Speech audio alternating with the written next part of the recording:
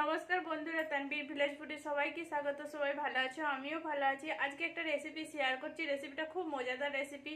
आपनारा अनेकेई चप खेयेछेन, आलू बेगुनेर अनेक रकमेर चप खेयेछेन। आजके जे आमि एकटा माने नतुन धरनेर चप बानाচ্ছি, सेटा काठकচুর चप बानाচ্ছি। आमि की दिচ্ছি ना दिচ্ছি सेटाও आमि बोले दिচ্ছি। আর এটা আমিষ নিরামিষ দুটোই ভাবে বানানো যায়, আর এটা খেতে খুব সুন্দর লাগে। প্রথমে আমি যখন এটা খেয়ে মানে শুনেছি সেটা আমি হাসছিলাম যে কচুর আবার চপ হয় কোনোদিনও, কিন্তু না, সত্যি খেতেও খুব সুন্দর টেস্টি লাগে আর ভালোও লাগে। আমি সেই জন্য আপনাদের সঙ্গে শেয়ার করছি। দেখুন এখানে আমি কচু নিয়েছি, কচুটা ছাড়িয়ে নিচ্ছি।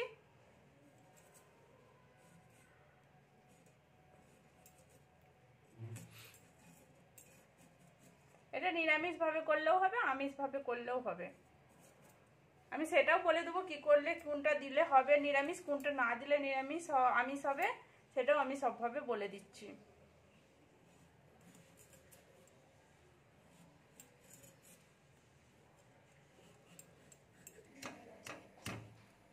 দেখুন এখানে আমি গ্যাস জ্বেলে দিয়েছি, আর গ্যাসটার মধ্যে আর কচুগুলো ধুয়ে আমি জল দিয়ে এটাকে সিদ্ধ করতে দিচ্ছি।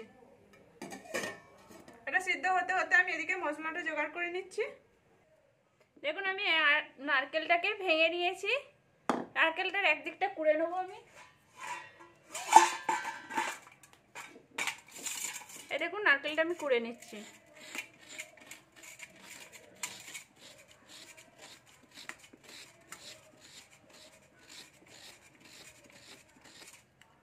দেখুন এরকম করে আমি কুড়ে নিচ্ছি পুরো নারকেলটাকে।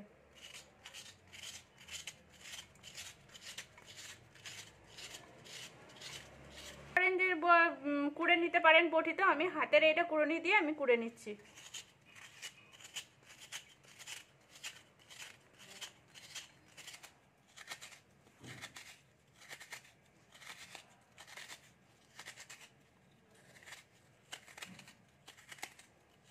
কোড়াতে আমি লঙ্কা দিয়ে দিয়েছি, শুকনো লঙ্কা। এগুলো একটু ভেজে নেব। আর এটা ভাজা মশলা হবে। এর মধ্যে আমি গোটা ধনে দিয়ে দিচ্ছি।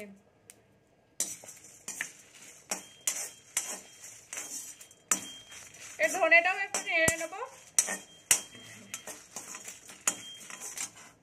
আর গোটা জিরে দিয়ে দিচ্ছি আমি। আধা চামচ ধনে, 1 চামচ জিরে নিয়েছি, 8-10টা শুকনো লঙ্কা নিয়েছি আমি। দেখুন আমি মুড়ি নিয়েছি, এইটা মুড়িটাকে আমি গুঁড়িয়ে নিচ্ছি।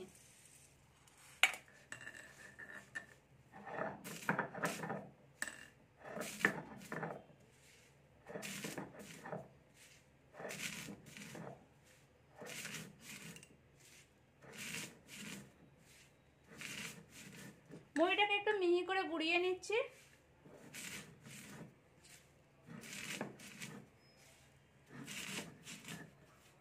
আপনারা চাইলে ভাজা মুড়ি, লাল চালের মুড়ি হলেও হবে, ঘরের চালের মুড়ি হলেও হবে। যে কিনা মুড়ি কিংবা কোনো ঘরেতে মুড়ি ভেজেছি কি করে হবে, দুটোতেই হবে।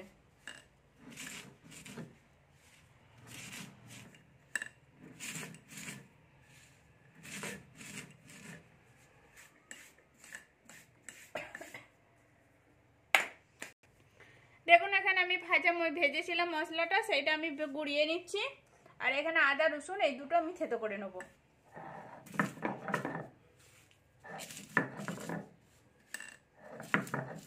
মশলাটা আমার গুঁড়ানো হয়ে গেছে।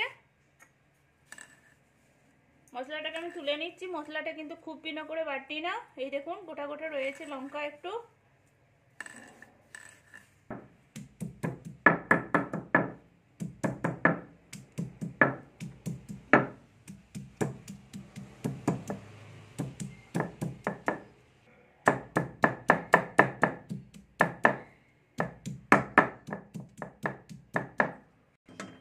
দেখুন কড়াতে আমি তেল দিয়ে দিয়েছি, একবারে পুরো অল্প তেল দিয়েছি। এর মধ্যে আমি আদা রসুনটা যে থেতো করেছিলাম, আদা রসুনটা আমি দিয়ে দিচ্ছি। আর এটা যদি নিরামিষ করেন তাহলে রসুনটা দেবেন না, আদার পরিমাণটা একটু বেশি করে দিতে হবে। তাহলে তখন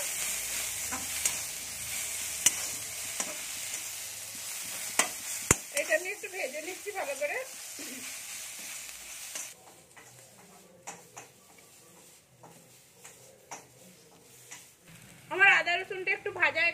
মধ্যে যে নারকেলটা পুড়ে রেখেছিলাম নারকেলটা দিয়ে দিচ্ছি আমি। নারকেলটা এর সাথে একটু নেড়ে নিচ্ছি।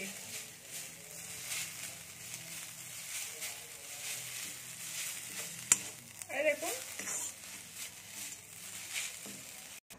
দেখুন আমার নারকেলটা আর আদা রসুনটা ভাজা হয়ে গেছে, আমি এবার তুলে নিচ্ছি। এখানে কচুটাও আমি থেতো করে নিয়েছি।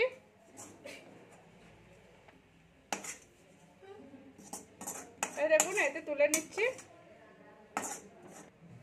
এর মধ্যে আমি নুন দিচ্ছি স্বাদ অনুযায়ী, আর এখানে যে ভেজে রেখেছিলাম মশলাটা সেটা আমি দিচ্ছি।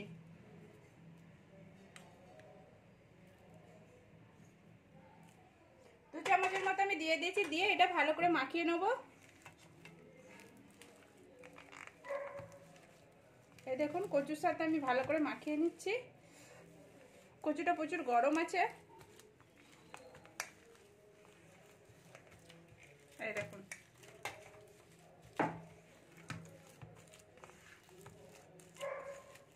কচুটা একটু চিটচিট করছে, কিন্তু এতেও ভালো করে মাখাতে হবে, নাহলে একদিকে আদা রসুন নারকেলটা যে ভেজে রেখেছিলাম ভালো করে এর সাথে মিক্সড হবে না, মানে পুরো ভালো করে মাখানো হবে না।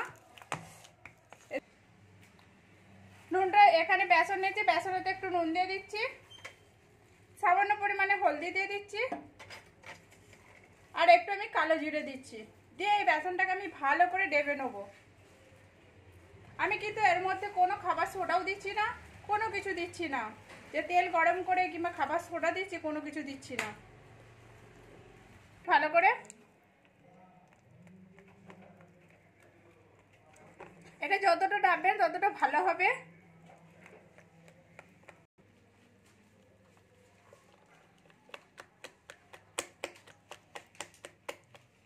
এই দেখুন আমি এরকম করে ডেবে নিয়েছি, পুরো পাতলাও হয় না আর খুব ঘনও হয় না।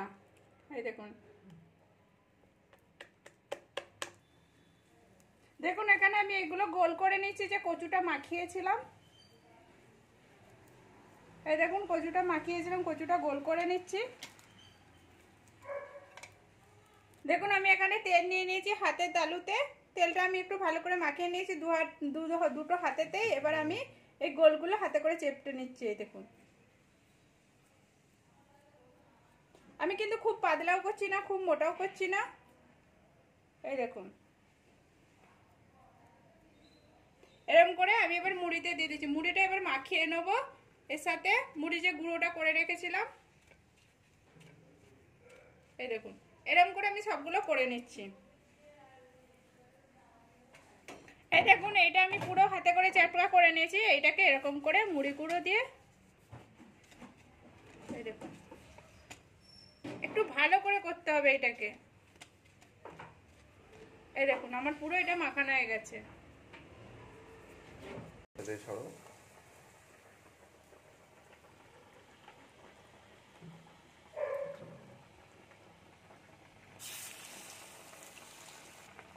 দেখুন আমি এখানে করে এরকম করে তেলে ছেড়ে দিচ্ছি, পুরো ফেনা হয়ে গেছে, বুঝেই যাচ্ছে না তো দিয়েছি কি না দিয়েছি। এই দেখুন এগুলো আমি একটু ভাজতে দেবো। এই দেখুন আমি এক পাশটা উল্টে নিচ্ছি। এই দেখুন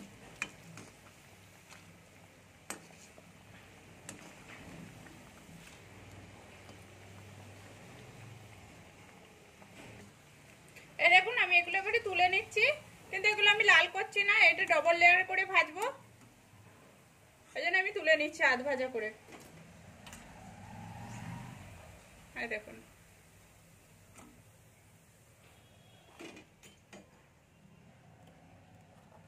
দেখুন আবার এরকম করে ভেজে নিচ্ছি বাদ বাকিগুলো।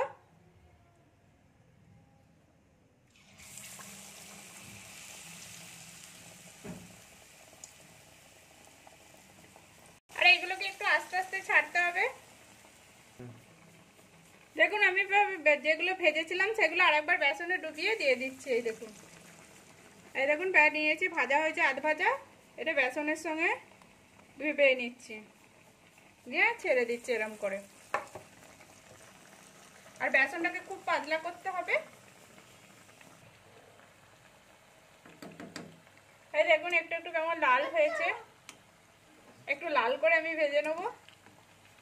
এতে কোনো কালার নেই, কিচ্ছু নেই, শুধু হলদি দেওয়া রয়েছে, আমি দেখিয়েই দিয়েছি।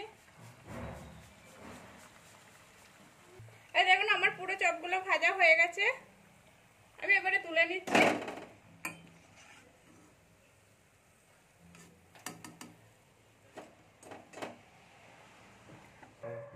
দেখুন আমার পুরো কমপ্লিট হয়ে গেছে, আর এই দেখুন কত সুন্দর হয়েছে, এই দেখুন কড়কড় করছে পুরো, এই দেখুন